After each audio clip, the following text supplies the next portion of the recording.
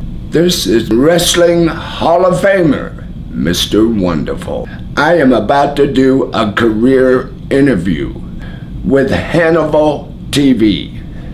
I want the fans out there to watch it because it's going to be good. This is Hannibal from the HannibalTV.com, and I'm with three-time WWE Hall of Famer, Mr. Wonderful, Paul Orndorff, here in the shadow of Niagara Falls. How are you doing today, sir? Well, I feel pretty good, and I'm glad I'm here. I love the water. Look at it. I mean, look at the bird right there, too. That's cool, man. We have an audience outside of Pigeons, and also Mr. Brian Blair, WWE legend and president of the Cauliflower Alley Club, your longtime friend, is also in the room. But I wanted to start this off just asking you what your childhood was like growing up. My childhood? How in the heck would I know what my childhood was if I was a little kid?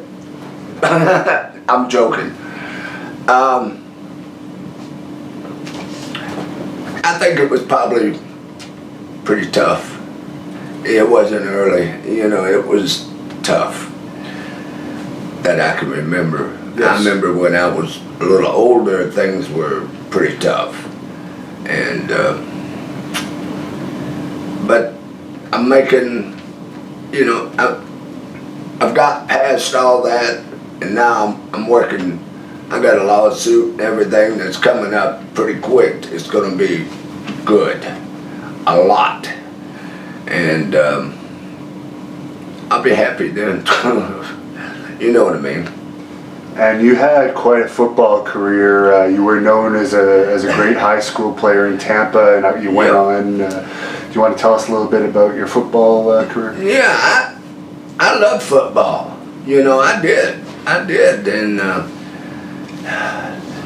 I was drafted by the New Orleans Saints too, and I ended up going back to wrestling.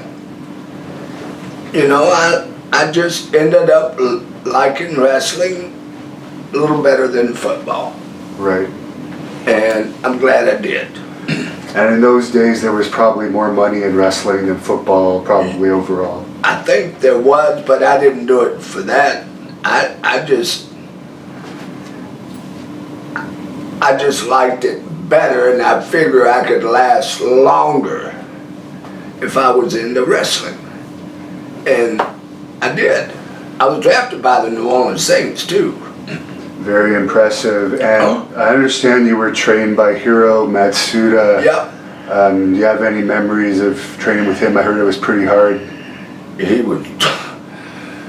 He was tough. And if you got past him and you made it with him, you're gonna make it. And I did. And I enjoyed it a lot. I really did. He was a good guy. I understand that before you started training with him, he made you shoot with Bob Backlund and Gerald Briscoe. And Tito Santana. All those guys were all... I personally think wrestling back in our day and everything was... It was tough. Right. And it was more real. I mean, I busted my head open and everything else open because that's just the way I was. And I enjoyed it. I loved wrestling more so than anything else. And your first territory, I guess you were working for Eddie Graham in Florida Championship Wrestling? Yeah, Eddie Graham, I sure did. And of course, wrestling was tough back then. It was tough, man. I got in fights. I don't mind telling you, I got in with some fights with other wrestlers or with fans? Yeah, real fights. And I don't know, I just took it to another level, and I did. Do you remember Dusty Rhodes at all? Yeah, I remember Dusty. Yeah, he was a good guy too. He was a good wrestler. He was real good. You know? Very popular in Florida. Yeah. Showbiz, entertaining. Different style, showbiz style. You know, I got my Hall of Fame right here. Yeah. With wrestling. And I loved it. I did. I really did. I liked it better than anything else I'd done. Do you remember when you wrestled the Memphis territory with Jerry Jarrett? I remember Jerry Jarrett. You know, wrestling back in our days, it was more real than it is now. That's true. It was a lot more real. I mean, I got cuts and every damn thing up for my head because of the wrestling. Right. And when I did, I kept doing it. I was bleeding. If I was bleeding everything, I thought, you know, that's the way it is. Do you remember going to Mid-South Wrestling and working for Bill Watts? Yes. Yeah, he was good to work with. Bill was. You know, everybody, no matter where you go, things happen that you don't like, but you still have to do that. And I said to myself, I'm going to start doing that. If I don't like to do something, then just because I don't like it don't mean it ain't right. And Watts used to push you. And it was right. You know, it was. You should say Bill Watts used to be a hard ass, but he was good. I've had a lot of them that way. They were Bill Watts, but there was a bunch of them. Do you remember your matches with the Junkyard Dog in that territory? Yeah, I did, and I enjoyed it. Of course, we went at it. You know, when we did it, we threw punches. Boom! The people liked it. The men liked it, and whether you did the right thing or the wrong thing, they still like what you did. Right. Oh. Were you ever attacked by any fans when you were in Mid-South? Oh, yeah. Oh, I used to get in and with some of them. Heck, I did. Yeah, I did. And that's for real. And, you know, of course, I said to myself, whatever I do, you know, the fans are gonna change their hearts. You know, they're gonna go to it. They're gonna go for you, and they did. When did you start doing Mr. Wonderful? Because I guess you were just Paul Orndorff at first when you started. Yeah, I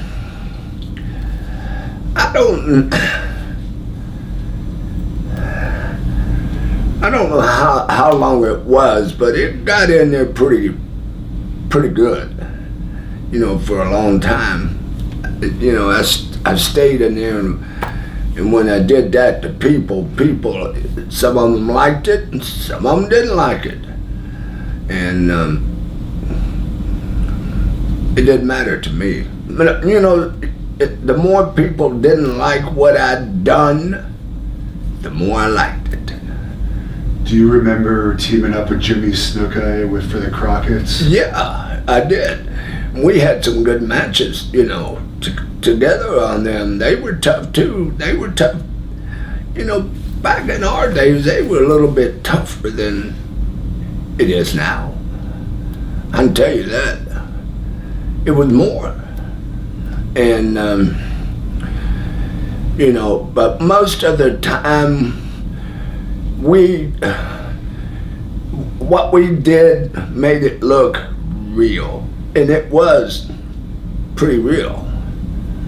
It really was. I hit the turnbuckles and hit the steel part of the thing, and I got cuts on my neck where I hit it. I hit it in blood all over me. If people don't believe that, that's their problem. But I did. Yeah. That was called Hard Way, right? That's exactly.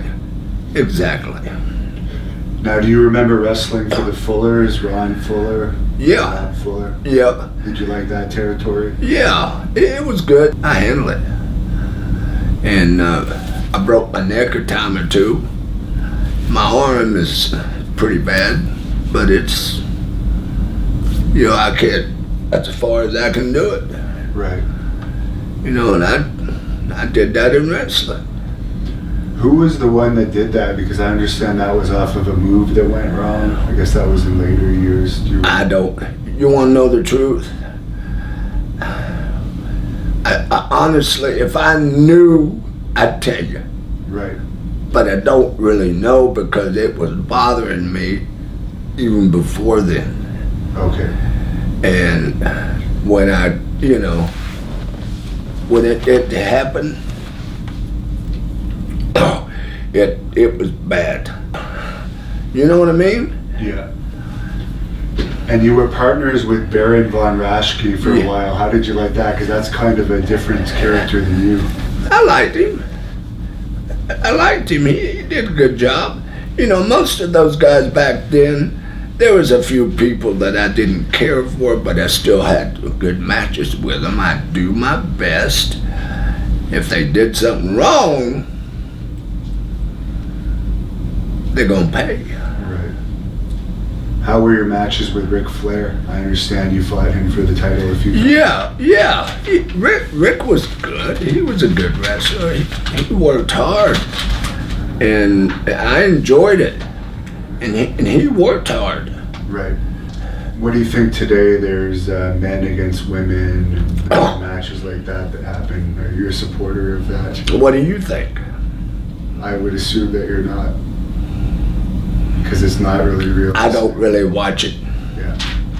I'll be honest. Not that I don't want to. I do watch it sometimes, but it just ain't the way it used to be. Right. Now they do stuff that is pretty good, but I change it. I change it. I don't watch it that much anymore. When you wrestled Ric Flair, did you ever do an hour-long Broadway with him? I think so. Yeah, we had some. And let me tell you, you go an hour Broadway, that is a long time. Yeah. And we had them. I had more than one, more than two, more than a dozen. And those people, you got to build it up. When you're that late, man, I believed in making it look real. Yeah. As real as you could. And I really did. It didn't help my brain any, but it worked. And I believe in being half real, or a little more than real, but some wanted to do something to me. Right. Did you get along with Tony Atlas outside of the ring? Was he one of your friends? Or? Tony Atlas? Yeah. Tony was okay. Yeah. I mean, most of the guys that I worked with were good, whether I went against them or for them. And I watched, and I used to watch just about every match before my match to see what people do and what to pay the fans and see what they liked and didn't like. And it worked out pretty good. Do you remember wrestling Buzz Sawyer? Yeah. He was another guy. Yeah, Buzz was good. Buzz Sawyer was a good guy. He was good. Back in our days, they were pretty darn good. The whole deal was good. You know what I mean? I mean, they made it. See, I believed to make it look as real as you could. And I ain't saying that's right or wrong, but I made it look as real as I could.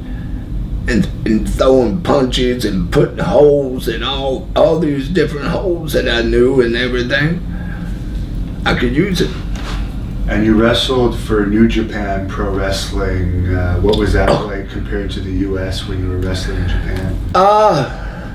New Japan, you know, they were a lot harder, but they didn't bother me none. Right.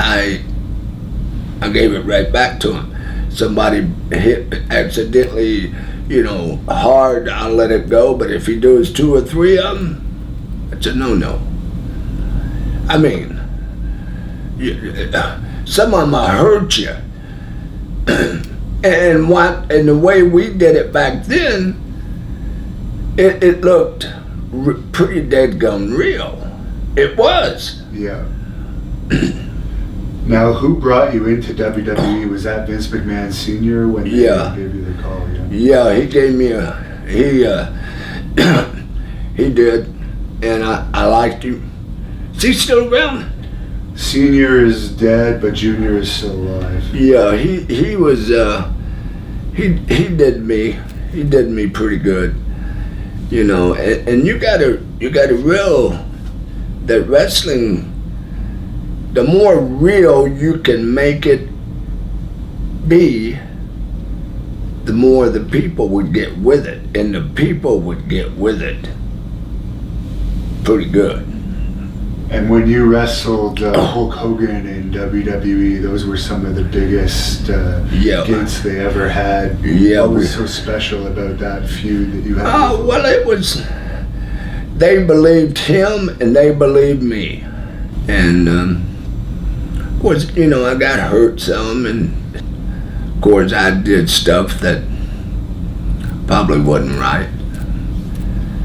You know, some of the things I did was wrong, but that's just wrestling. That's the way it is. Do you remember your Wrestlemania One match with you and Piper and Orton against Hogan and Mr. T with Snuka in their corner? I think it was pretty good. Yeah. I mean, it was probably real good.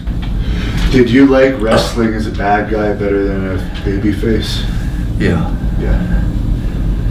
I did. Because it was being a bad guy, you could do pretty much whatever you wanted to do. And you know that the way some of them was, you know, they tried to stop me and, you know, and hurt me or this or that. And when that happened, I didn't like that at all. Right. You know, I didn't. I really didn't. Did you ever hang out with Andre the Giant in the back? I'm sure I did. Yeah, I mean, we were all together, and Andre was good. You know, back in those days, all the wrestlers was pretty darn good. And I think we drew the biggest crowd ever. Yeah, you and Hulk Hogan drew the biggest crowd ever at that point, I think, in Toronto. Yeah. For that outdoor stadium. Yeah, and boy, I tell you, that was tough. You teamed up with Bruno Sammartino too. Yeah. He had passed away recently, unfortunately. Yeah, he was good. He was a good wrestler. And most all the wrestlers were good people. Right. They really were. And even though we'd go after each other, that's just the way it was. And the fans, you know, the people liked it. So we did it, whatever it took, to make those fans be happy. Who is one of the toughest wrestlers you ever fought that you consider a tough guy in real life?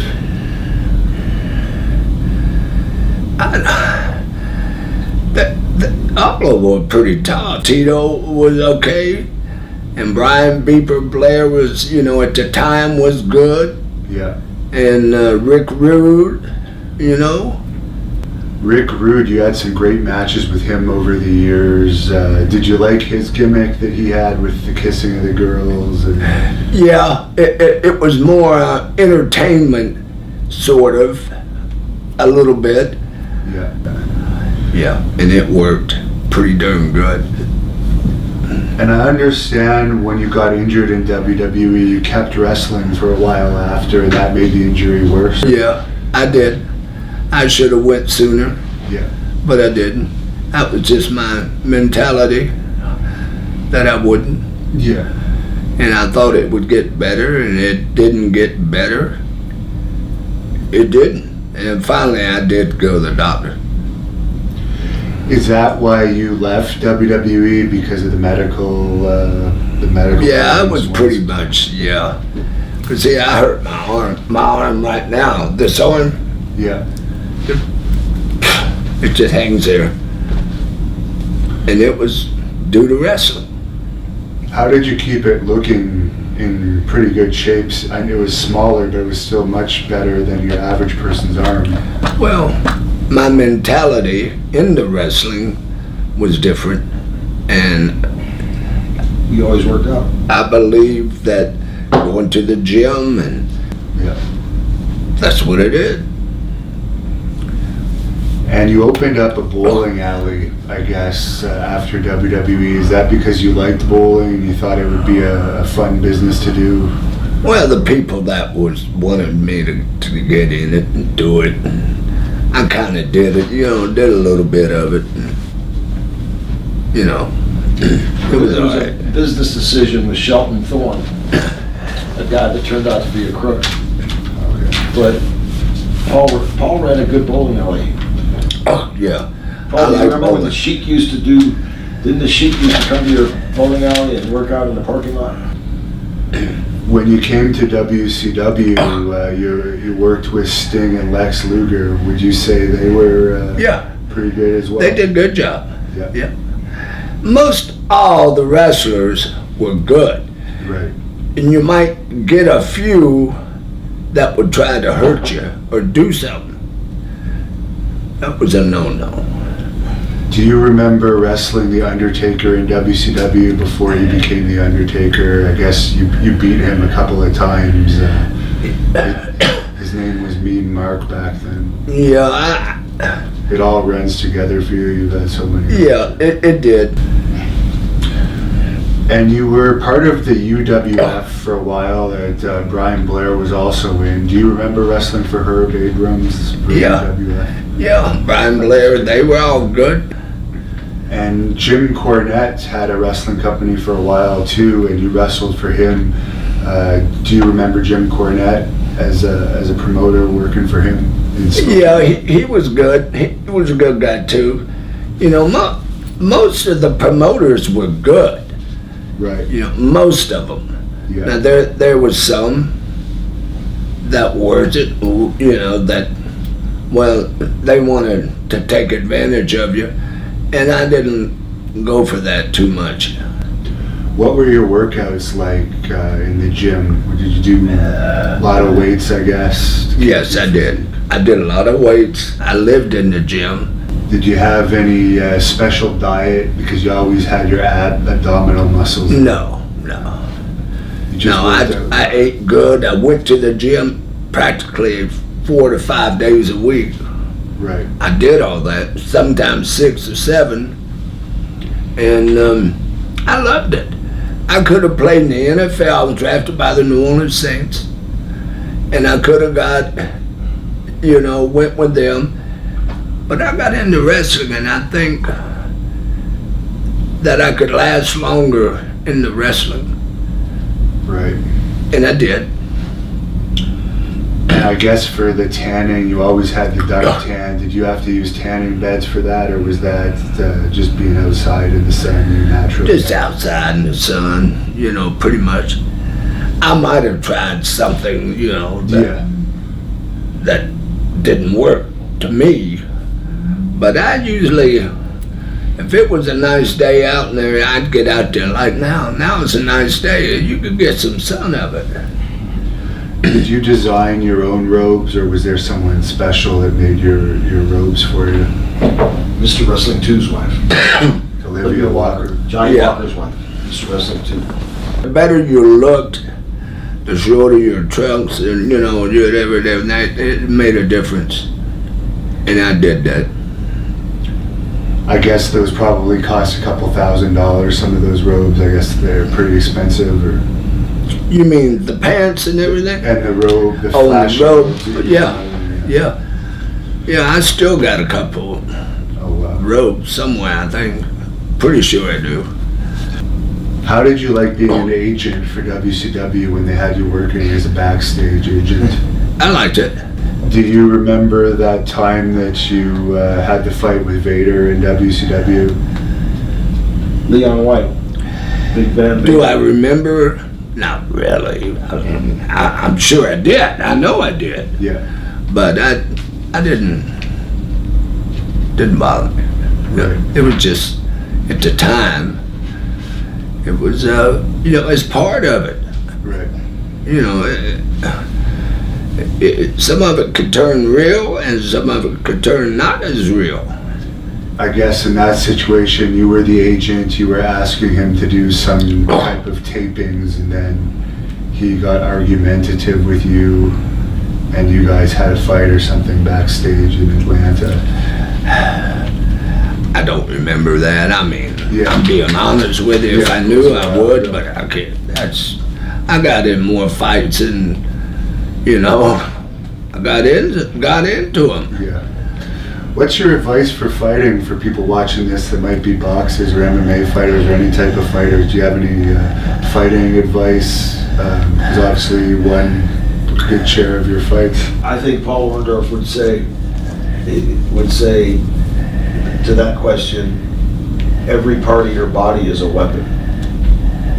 Every part of your body is a weapon. Yeah, because you've seen that. Yes, because that's what Paul would do. He would fight and use every part of his body as a weapon. Whether you have to fight him, poke him in the eye, or kick him in the balls. Now, if somebody did something that hurt me, I would tell them in the ring, I said, hey, stop kicking me in the wherever. Yeah. And if they did it again, I'd change it. And I knew how to wrestle. I knew. Now, there was a guy named Terry Orndorff. Was that your real brother?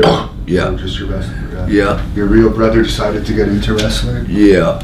Terry did. He sure did. How did you like working at the power plant as a trainer for WCW, training the young Good. guys? It was good.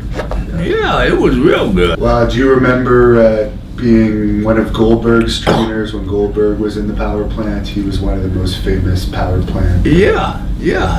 Goldberg. He was good. Yeah. We had a lot of guys that were good back then. Bob Sapp, I think. Yeah. Rick Rude. Yeah. All of them. Yeah. They were good. And Jody Hamilton was Yeah. working there with you. Yeah. Yeah, most of those guys, you gotta, if you had a mentality and you had some of the other wrestlers and what they were doing was a joke, Yeah. I didn't buy it. Did you like being tag team partners with Paul Roma? Yeah, that was good. Yeah, I liked all of it except some of the guys that were, needed help. What about your WWE Hall of Fame induction? Well, I'm very proud of that. I'm Professional Wrestling Hall of Fame and WWE, Hall of Fame. Yes, I'm proud of it. And not everybody has all these rings that I got nowadays. It just doesn't. And how is your health doing these days? You were telling us about your neck injury and your arm injury. It's pretty bad. I mean, it's basically I got one arm. I can't even, I can lift this arm up, my left one, but this is as far as I can go. I can't even lift it up. I see. So, and that's due to wrestling. And you had cancer at one point, and you Yep. beat cancer, I understand? Yep, I did. I had cancer, and it was bad, and boy, I had to take that radiation, all that stuff I had to take, and it worked. You know, and then my neck, you know, I broke my neck 2 or 3 times. Yeah. And I couldn't do stuff, a lot of stuff, and you know, it's just the way it is. Are you still married? Yes. My wife Rhonda, yes. And how long has it been? I guess over almost 30 years, I guess. Yeah, I think it's over 30 years. Wow. We're still married. And my wife is, you know, I'm still married to her. Yeah. At least I think I am. Oh. I'm joking. Well, congratulations. Yes, I am. Paul's been married since high school. Wow. Senior year in high school. Yep, To the same woman. yep. So you can count the years. And you have kids? You've I had 2 boys, Travis and Paul. And you live in Georgia now? Yes, Fayetteville, Georgia. Do you still go hog hunting? I haven't been much. I've killed some. I got them mounted and everything that I killed that weight. One of them weighed 364 pounds. Wow. Hog. And I got it, you know, I got the head of it and everything mounted. But I enjoyed it. Is that your favorite type of hunting to do? Yeah, I like to hunt. I like to hunt basically any kind of hunting or fishing. I like all that. I mean, to me, you know, I liked it. I do. I still like it. Was there ever any wrestlers that you went hunting with? I know Steve Austin hunts. I know Rick Steiner. But Yeah, there was some. I mean, can I remember all of them? No. But we had some guys that wanted to go hunting. You know, we went. yeah. And like I said, I got a hog that weighed 364 pounds. I killed it. Yeah. Shot it with a bow and arrow. Do you fish too still? Yeah. Every chance, you know. Yeah. Every chance I get, I do. You have lakes near your house, I guess. Oh, huh? You have lakes near your house where you can do that. Yeah. Do you like meeting the fans now at these conventions? Yes, Yeah. I do. You know, and most of them are good people. If some of them, you know, if they don't like it, then that's their problem. Yeah. You know. When you were training with Hiro Masuda, what was the hardest part? Was it the cardio? Was it the amateur holds? Wrestling Brian Blair, he could never stretch me out always. Yeah. I thought there was that. I didn't really care that much. I mean, some of them we'd get in a fight now, so a real one. Oh yeah. Oh yeah, but you know, most other guys were really good. I wish Paul could remember all the fights that just him and I were in via one time we were on a road and we were just driving to somewhere that I don't remember, but the road was wet and somebody came up behind us. Yeah. Somebody came up behind us and they were like being Yeah. like real aggressive, like Yeah. on my bumper, and it's Very slick aggressive. outside, very slick outside. Yeah. So there's a light and there's nobody around. It's dark. You know, we had been drinking a little bit. We always did on the road. You know, maybe a 6-pack or whatever. And I said, Paul, this guy's really on my back. And he said, well, just stop at this light. I said, no, let me just get away from him. He said, no, stop at the light. So I said, okay. So I stopped at the light, and here comes the guy. Stops, he gets out of his car, and he starts walking toward our car, my car. I'm driving.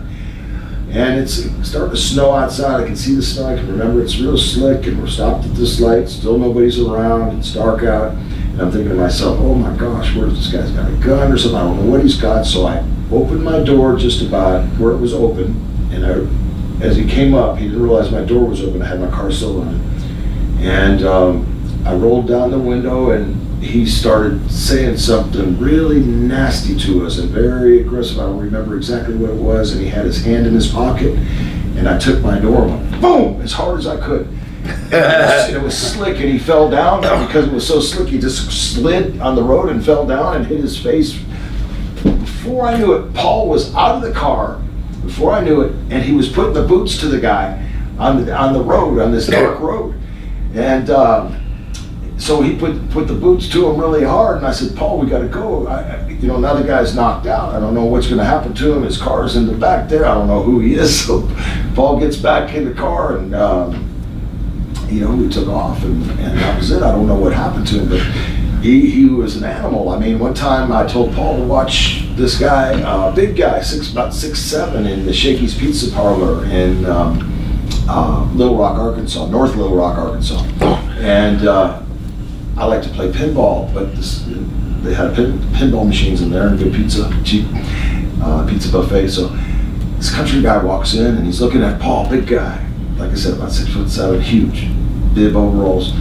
And I said, Paul, I'll keep an eye on this guy because I think he might be messing with his girlfriend or something. I don't know. And Paul said, okay, thank you. So I go to play pinball, kind of forget about it, and a couple minutes later, I'm playing this game called Aces High, and I see something whiz past my face, and I ducked like this, and then I heard a loud noise. It sounded like almost like a shotgun hit a watermelon. This guy thought it was me, I guess, that was messing with his girlfriend. I don't know, not Paul. So he was getting ready to hit me, and Paul left hooked him and knocked him out, and he was laying on the floor of the Shakey's Pizza, and he didn't get up. So again, we had to split, because we don't know. I didn't know if Paul killed him or what, because he hit his head, this big old guy, and he won't wake up. We're all trying to shake him to get him up. So, Paul was a tough son of a gun. I mean, he had a left hook like him and Danny Spivey both, but I would put Paul against there's Haku, Spivey, the toughest guys in the business. If you put Paul Orndorff in his prime, it would be a fight that Vegas could not predict the odds. I couldn't predict the odds. I've seen them all fight, and Paul is absolutely one of the toughest guys I've ever seen fight in my life. Wow. And what was your favorite territory to work in, Paul? All of them. Pretty much. Yeah. I mean, if there was big crowds and everything, I loved it. Yeah. But the better the crowd, the better. And back in our days, they were good. Tony Atlas told us a story about, I guess you got in a fight with Tony Atlas at one time and you ended up biting him. Do you remember why you bit him? He had said because he thought that he had you in a cradle or something, and you bit his ear to get out of the cradle. Yeah, well, it was an opening, and if he was doing something that was more real and everything, and more real and more real and more, I wouldn't take too many. Wherever I was at, there were some people I didn't like. I'll flat tell you that.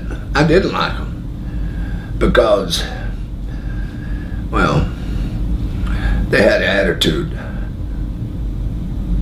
And I could handle it. There ain't nobody I couldn't handle, if you want to know the truth. I handle it. We had fun. We had a lot of fun. Yeah. And just to clear this up, because Tony Atlas might see this, we won't get into this. I love Tony. Because I love Tony. Tony is a great guy. The story I told was the honest, true story. I mean, Tony might have saw it that way, and that's the way he sees it. But the real way, if you want to get the truth, ask Tommy Rich. I hope Tommy Rich can remember that. I don't see how he couldn't, but we were the only four there. Well, I might actually see him this October at an event I'm going to in Fort Wayne, Indiana. So that'll be the missing key to the puzzle. Yeah, the four of you that were in the car. So. Exactly, but to hear Tony, God bless you, Tony. I mean, I love you, but why would you put a cradle on somebody if you're shooting with them? I mean, hey, you don't put a cradle on somebody when you're shooting. That just doesn't work. You guys rolled around, and on the second, almost the third roll, Paul bit your ear, and you screamed. You cheated very loud. You cheated, Paul. You cheated. Paul spit your ear out. Tommy Rich grabbed your ear and was screaming. That's the story. We took you to the hospital. That's what happened. And again, Tony's a tough son of a gun. I certainly wouldn't want to fight him. And again, you're talking about a guy, as I mentioned before, that was afraid of no man on earth, no two men on earth. Actually, before he got into business, he got arrested in Florida for beating up several sheriffs, Hillsborough County sheriffs, several of them over his brother Terry. Don't say that though. He just did. I know. Okay, I remember, Paul, when we were working in Boston Garden, and they liked the heels for some reason, and you were such a heel, they would do Paula.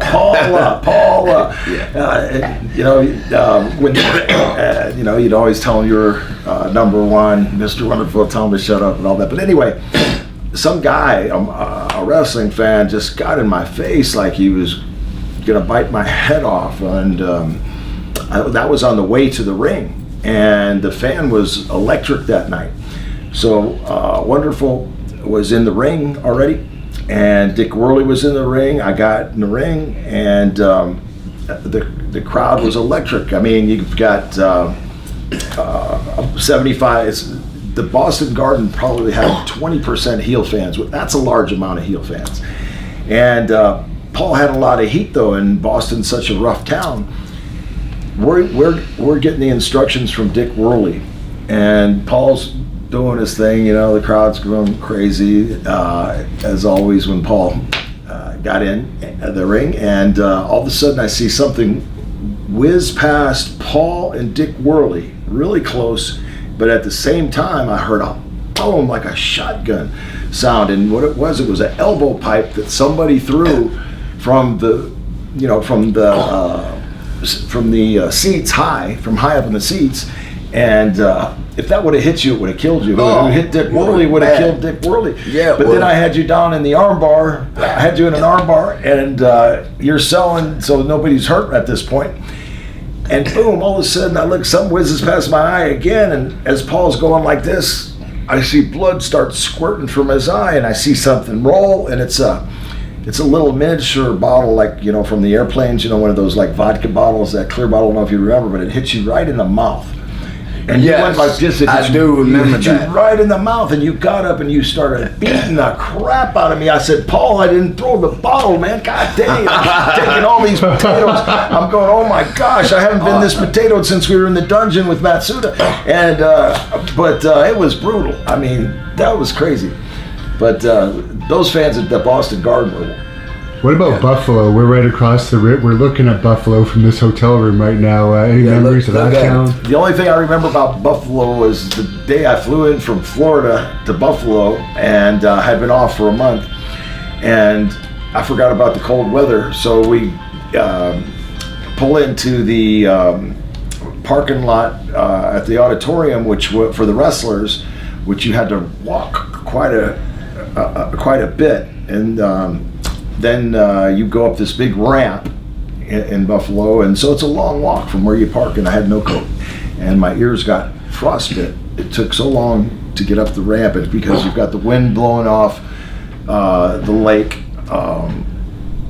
and where the big ships are there, because it's like a port, and it was so cold that night. That's my biggest memory of Boston, is getting my ears frostbitten. They were literally my earlobes were frostbitten. Yeah. I mean, I had to go to the doctor. It kept peeling and everything. So that was cold. Cold place. But Buffalo was a great town to work in. Good live fans that really appreciated good wrestling, and that was nice. When I worked with Paul, we worked very, very hard. I don't care. You can watch any YouTube match anytime. We worked hard together. We worked like we were taught. Work or shoot. That's what we were always taught. Work or shoot. Work or shoot. Which means, to the casual fan, it means work like it's 100% real. wrestle like it's 100% real. And so then a lot of people would say it says wrestling on the marquee. So we would incorporate that hard work and that hard ground and pound wrestling and chain wrestling into a high spot and coming back and telling a story where we always came back to the arm or whatever. But Paul could always get heat in an instant, and he could give you the greatest comeback. One of my favorite things about Paul as an athlete was to watch him in Junkyard Dog work, because JYD, we both love JYD, God bless him. Sylvester was a great friend, and it was tragic when he passed. I mean, that really killed me because I was close with JYD. We both loved the dog. Everybody loved the dog. But Paul was the best with Dog because he was limited at what he could do. He was such a showman, but he was limited at what he could do. Even though he played pro football, his knees were shot, while he was out there. So Paul would just feed him, and boom, he'd put an arm out, there was a clothesline. He'd drop down, there was a backdrop. Sylvester Dog could literally stand in the middle of the ring, and it would look like he was getting killing Paul, because every time Paul came at him, no matter what the Dog would do, it was a bump and he was back up. He was constantly back, take the bump, sell the bump, back up. And Sylvester and you had just great matches, and I don't think anybody could get more out of the Dog than you did. You guys just had a chemistry that was tremendous. Not to take away from what the Free Birds and the great angle that was, but because of your ability to wrestle as a heel, be a wrestling heel. And I'm not going to just say this because Paul's sitting next to me. I've evaluated people and been in the ring with people like Bob Orton Sr. from like the 60s while I was just breaking in, and Angelo Poffo, Randy Savage's dad, and Lanny Poffo's dad. These guys were having their last matches, and we were having matches with them in Florida and stuff. And so we got to work with all like the guys that were big stars in the 50s and 60s and 70s, and we got to see those guys on their way out, and then wrestle with all the guys, all the way through. Even, the guys that are making big money, from The Rock to Steve Austin. I mean, we've wrestled with them all and been around them all for somewhere. But to me, nobody was a better wrestling heel than Paul Orndorff. The greatest wrestling heel ever of all time in wrestling that I have ever had the opportunity to work with or know. And I'm not just saying this because he's here. Now, we had some great ribs, pulled some great ribs on each other.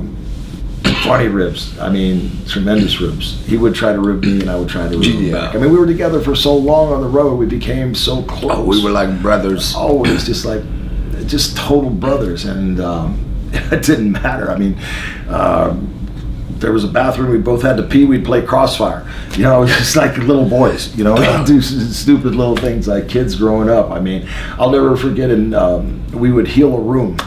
This is kind of nasty right here, so get ready. I not want to say that. Yeah, well, I'm going to tell them anyway. We'd heal. It's what you're known for. I'm going for this right now, so I don't care. We would heal a room, and that means healing a room means you check in for one when you know there's 2 beds, so that you save $8. So I remember Paul told, I got to tell this first, but I'll go back right to it. But Paul told the little guy, the Turk. The Turk told Paul, he said, one time in the locker room in Shreveport, he told you, hey Paul, I park in the same hotel you at the Days Inn, and I stay in my van. I don't spend the $38. I stay in my van. I save $38. And Paul said, that's pretty good, Turk. That's good. You could park at the Hilton and save $100. Turk went, whoa, that's a great idea. And he started parking at the Hilton thinking he was saving $100. But back to the Days Inn in Tulsa, Oklahoma. I had a sore knee, and Paul's usually grouchy, and Big John Studd named him Oscar the Grouch in Japan, because after 2 weeks he was grouchy on the bus. And Paul said, hey, my kids watch this show called The Muppets. And there's this character, a purple character named Oscar the Grouch, and neither one of us knew what John was talking about at the time. And so the name Oscar stuck with Paul because he would be a little grouchy. And this particular day, he was being Mr. not wonderful, but Mr. Nice Guy. And we're in Tulsa, Oklahoma. Again, my knees hurt. He had gotten ice for my knee before we left the building. We're in this rent-a-car. Tells me to sit in the back seat. I was going to sit in the front. He goes, "Oh, why don't you sit in the back and stretch out?" I said, "Okay." So I was in the back stretching out. And he said, "Okay, Brian." As we stopped, he went and checked in, let me stay there with the ice that he got me. He's being really nice. So it's time to get out and take our bags up to the room. And he goes, "Come on, let me help you out." He opens the door for me, and as I go to get out, I take a step backwards, obviously, and my hurt knee is still dangling in the car as I got my right foot out in the back of this rent-a-car, and all of a sudden, boom, he goosed me. He hit me in the butt with his thumb so hard that my head went up and it hit the top of the car, the solid steel part of the door frame. And when my head hit that, just a goose egg swelled right up. And he thought that was so funny. He thought that was hilarious. And I'm cussing him out. I think, "I can't believe you did this to me." So we had some words back and forth, and we get in the room, and all he wants to do is go to the gym, work out. So we get in the room, and he's going, "Come on, Beep, hurry up, man. We got to get to the gym." I said, "Paul, man, my head hurts. My knee hurts. My head hurts now." Everything's funny. So I said, "Okay." Now he's going, "Come on, get dressed." And I said, "Okay, I'll get dressed." So Paul says, "I'm going to get dressed too, and put my shorts on. We're out of here in 10 minutes. Better be ready." So I see him next to the wall, and he's pulling his jeans off because he was so lazy in a way, or trying to be so efficient. He would wear no underwear under his jeans, just jeans. just the truth. And we're both heterosexual. But anyway, not that it matters. We have some gay friends. We both love Pat Patterson.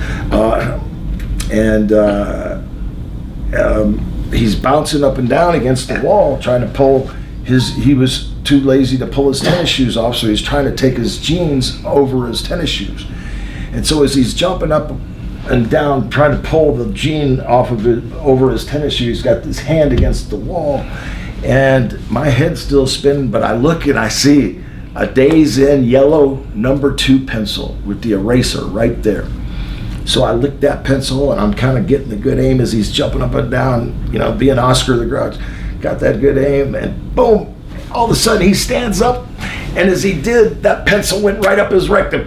Ah! He starts screaming. He goes, "I'm going to kill you. God damn it, what you do to me? Oh my gosh." And he's holding his butt, and he's jumping up and down, and he's trying to grab the pencil, and he can't get the pencil. He goes, "Nah, I'm going to kill you." So he starts waddling to me because his pants are caught at his legs. So he's waddling to me, and I didn't want any part of Paul at the time. He was so mad. So I run out the door, and as he starts to chase me, and as he does, he goes out the door, and the door slams behind him, and he's got a pencil up his butt, and his pants are at his ankles, and he can't catch me, no way. And he, all of a sudden, the door's shut. He's going, doesn't know what to do, so he turns around to get back into the room, and there's this maid with the cart right there, and she looks, and I'm telling you, this woman, I swear, she was just like one of the most. She could have been an actress with the look on her face, and she put her hand over her. I don't know exactly what she said, but it was like, "I can't believe I'm seeing this. I can't believe I'm seeing this." And she didn't know what to do. And Paul's saying, open my door. And she's going, "I can't believe I'm seeing this." And so they argued, and I left. And I don't know how he got into the room to this day, but he was mad at me for a week after that.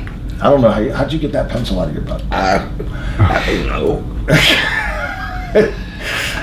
It was real though. It happened. Some ribs that we pulled were just phenomenal on each other. I mean, I remember in Japan. Japan was famous for ribs. They we drank. There was beer on the bus all the time, and our bus driver Akasaka from New Japan Pro Wrestling.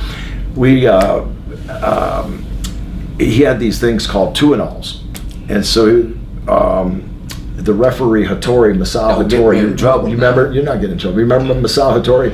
That was the referee in Japan. Our friend. He's still alive. Still a good guy. Anyway, he got Masao with a couple 2-and-alls in his beer, and we saw Masao doing this, and everybody thought that was funny. He was just going up and down the bus, like every time, like he was falling down. Whenever Akasaka would slow down, he'd go toward the front. Whenever he'd speed up, he'd go toward the back, and he was just totally messed up. And so Paul decides to do this to me, and all of a sudden I'm feeling really weird. And we're in this little town where they make these wooden dolls, and we stayed in these rooms, and they put Paul and I in the same room, and they had these beds that had what's called, I think they're called, not yucatas, but they're flat little mats, and you're on a hardwood thing. That's your mattress, and there's about 20 of them in the room.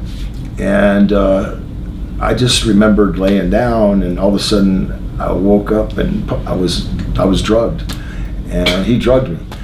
And when I woke up, I was like in a tunnel. I was in something I remember I just didn't know where I was, and I was fighting to get out as hard as I could. And he had stacked up 20, 25, as many mattresses of those little mattresses there were.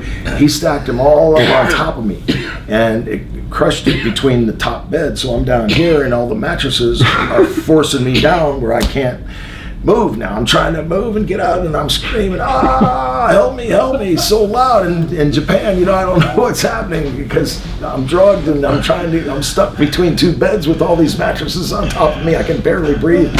Oh God, you were brutal. You're lucky you didn't die, actually. I know, it's crazy. We had a good time. I guess. We had a great time. We did. And I still love you always. What's your favorite match that you guys were involved with together, Brian? St. Louis Kiel Auditorium. We've had a few there. But the one where Vince McMahon was announcing, Vince McMahon Jr. A lot of people don't know Vince McMahon Sr. gave me, when I went for senior and Paul was there, before WWE became Wrestlemania. Before Wrestlemania. And Vince McMahon is the one that gave me the B for B. Brian Blair. He's the one that told me to be B. Brian Blair. He said, as a good conversation on the phone, but he said, okay, I want you to be B. Brian Blair. Because that's what my siblings called me, that's what my friends call me, B. So thank you, Vince McMahon Sr. for naming me B. Brian Blair. But we had some great times together. Oh, yeah. And, it was always good. We actually ate at the very, very first Chick-fil-A in Hapeville, Georgia. Paul went there one time, and he goes, Brian, I found this great place, got to go there and eat. And we did, and so we used to go. We stayed at a place called Mrs. T's, the Falcon's Rest. Devin's probably got 100 stories on the Falcon's Rest. Miss T, you remember that place, Miss T, the green building, all the boys stayed there, you stayed there. It was in Atlanta before you lived in Atlanta. It was in Hapeville, and that's where you found the Chick-fil-A, the first Chick-fil-A, which became such a success now. The Nasty Boys have a lot of stories from that place too. Oh gosh, let me tell you, the Falcon's Rest is famous for stories. I've got some with them I put in the book that I'm writing with David San Martino. Are just crazy, just absolutely off the chain, hilarious, funny, but I got to save some of the stuff.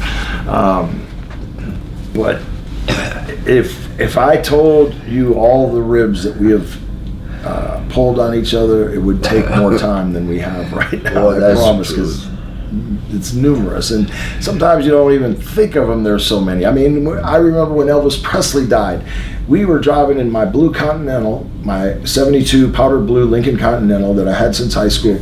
We were driving somewhere in Tennessee, and you always had that big seat back, and you were snoring like, I hear Elvis died. And I told you, hey, Elvis died. God, I can't believe this. And you said, no kidding, oh my gosh. And you were all freaked out, and all of a sudden, back to sleep. So I was upset that Elvis died. I'm thinking, why is he sleeping? And I look at my carpet, and there's pebbles, so I keep putting pebbles in his mouth. And the pebbles are going in his mouth, and he's going,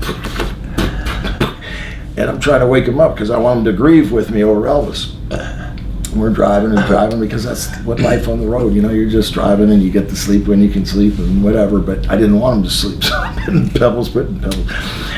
Finally, I forget what happened, but somehow something happened, and I wind up slamming my brakes on the interstate, and we all almost had a terrible, terrible accident. There was a semi next to us. It was just bad. It was just adventures on the road, and whatever you could do to get a laugh, or it didn't matter what it was. If you put Vaseline on the door handle, you know, you put Vaseline on it's such a little thing, but when you're on the road, it's so funny when you're watching them, you're actually watching them and they're going to get in their room, they put the room key or the key or whatever they're turning, they go to turn, they can't turn the handle because you got Vaseline all over the handle. Those kind of things, just hilarious things. I speaking of Vaseline, I remember when you told me that Pat Patterson, you and Pat were at the same hotel, and you had rode together, and you were so serious when you said you woke up and you had to use the restroom or whatever, and something felt a little greasy or whatever. You said, Paul, Beep, you don't think he would really do that, do you? I said, well, Paul, I don't think he would, but he might. You think it? I said, I don't know. So, you know, we just, you know, we kept the Inquisition up for quite a while and the back and forth. It was just those kind of things that made us close on the road and comfortable to be around each other, comfortable to be ourselves, you know, just being like brothers, you know, two boys that do everything. And I mean, that's really what we were like, was boys, just that never grew up. And now that I'm older, I run construction and Cauliflower Alley, and I do Legends, so many different things, and you got to constantly think, being a politician, doing all these things, you think, wow, what made your mind think of those things? How did you actually, you know, come up with that stuff? And the other people that did their ribs, you know, their creative ribs, from Kurt Hennig to, you know, to all the guys, the Bulldogs, to Fuji, all the Rivers, you know, you think about all the things they did, but it was all fun. And fortunately, Paul and I were together through so much of that. It was actually amazing. And to have grown up watching Paul as one of my heroes when he was number 40 for the University of Tampa, the fullback, stud fullback. I mean, Division II champions 2 out of 4 years. Played with, he knocked John Matuzak out with one punch. And Sammy Gellerstedt and Freddie Solomon both told me that on a basketball game that they were playing at the University of Tampa, when Matuzak hit Gellerstedt with the elbow and You Left Sammy. And, you know, I just remember Freddie said, you hit him so hard with that left one punch. There's a 6'7" guy, I can just imagine. Freddie's telling me he was just down, boom, out for the count. And we had fun. We had a lot of fun. Yeah, so anyway. And to wrap this up, he's in 3 Hall of Fames, and he received the Cauliflower Alley Club Award a few years ago. Yeah. Do you want to tell us about that award that he received, since you're the president, of course, of the CIC? Yeah, Luthez Award is one of our most coveted awards. Luthez, everybody knows, he's an icon in the wrestling industry. You can't even talk about wrestling and pretend like you know something without knowing Luthez. And so Luthez was the president of the Cauliflower Alley Club as well, and that and the Iron Mike Mazurki Award are our 2 highest awards.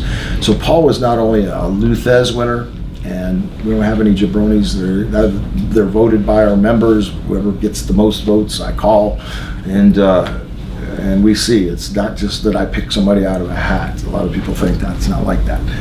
Members vote, and they give us our decision, our ideas, and so you're really picked by the fans. And so to be in 3 Hall of Fames, the Pro Wrestling Hall of Fame in Iowa, one of the most difficult to get in, more difficult than the WWE, to be in the Pro Wrestling Hall of Fame, win the WWE, and to be in a CAC Luthez winner.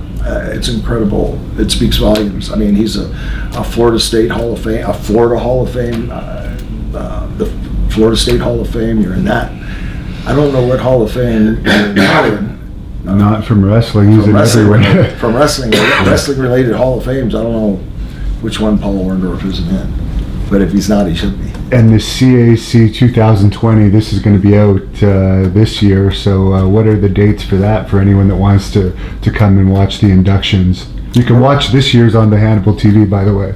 Yeah, that's great, and please watch it. We appreciate Hannibal TV, the Cauliflower Alley Club does for all they do to support the CAC. And we're back in April. I believe it's April 22nd. Just go to our website at caulifloweralleyclub.org. Cauliflower Alley Club, like the cauliflower ear, alley with 2 L's, ALLEY club.org. And you can see everything from the dates. You'll see everything but the lineup for the 2020 55th anniversary. It's going to be huge. There's a guy that does commercials, car commercials in Tampa, and everything's huge. So this year, the Cauliflower Alley Club is going to be huge. Don't miss it. Who's going to be there? I can't tell you, kayfabe. Oh. When you guys were having your shoots in Florida, what was he just technically good, or was he just more forceful when you guys were? When we were shooting with Matsuda? Yeah. I couldn't. Paul was so strong that I couldn't stretch him. One of the few people that I couldn't stretch of all the people that came in there. Could Jack Briscoe stretch him? Pardon me? Could Jack Briscoe stretch him? I don't know. In his prime, he could, no doubt. But Jack had been working quite a while. He was in his 30s then, in his late 30s, so probably not. Paul was that strong. He was just that strong. I mean, no matter if you tried to ankle pick him. I mean, the only person that could really stretch Paul was our teacher, Hero. That's it, nobody. And Paul, do you want to say anything to the fans to close this off? You've given us a good chunk of your time here today. I know you're really busy. With the fans? Yes, sir. Well, I'll tell you what, we had one of the largest crowds ever in wrestling, and the fans were there. When I was the bad guy, they hated me, and I took a heart towards them that, hey, they're making me some money, and thank you. Whether you like me or not, thank you. They were good. We had some good fans. Great at fans. the time. Huh? Always great fans. Great fans, exactly. And that's what makes it. That's exactly what makes it. Yeah. And is there anywhere where fans can write you, or do they have to come out to these autograph appearances if they want to get your autograph, basically? You're not going to get a response if you write them. So okay. Yeah, because if you don't, it'd be bad. It ain't no fun. Don't send Paul anything if you want to return. But if they want an autograph and ask for it, I'll give it to him. He'll. Anything else you want to say to close this off, Paul? Yeah, thank you for doing this. We appreciate you here doing this. Believe it or not, it's good. It's very good. And I thank you for doing this too with us. Having Brian with me and myself, and it's to me, it's like this attitude that we had in wrestling and everything. Now you really know. You got an idea of it. And we had it. Real bad. And we're glad you had us here. And we thank you very much. Yeah, I'd like to thank them, especially for when he's been through cancer. Stage 4 lymph node. Most people don't live. He's alive here right now to be able to talk to you fans. For real. Right now about it. I remember when his throat was so closed and didn't know whether he was going to live or die, and it was tearing me up, and of course, obviously his family. But thank God for that. Yes, and amen. And Paul couldn't swallow hardly anything, and that's why he has a little rough time right now. But good doctors and the good Lord saved Paul, and he's with us right now when he probably shouldn't be. They did. He's just sucking through straws, just trying to drink a little protein. You did it all right, brother. You made it. Yeah. The good Lord was on my side. I knew if I was going to go in the ring with him, we were going to have a hell of a match. It was going to tear the house down, and it would be good for return the next week, and the next week, and the next. We wrestled together in tag team combinations in Japan.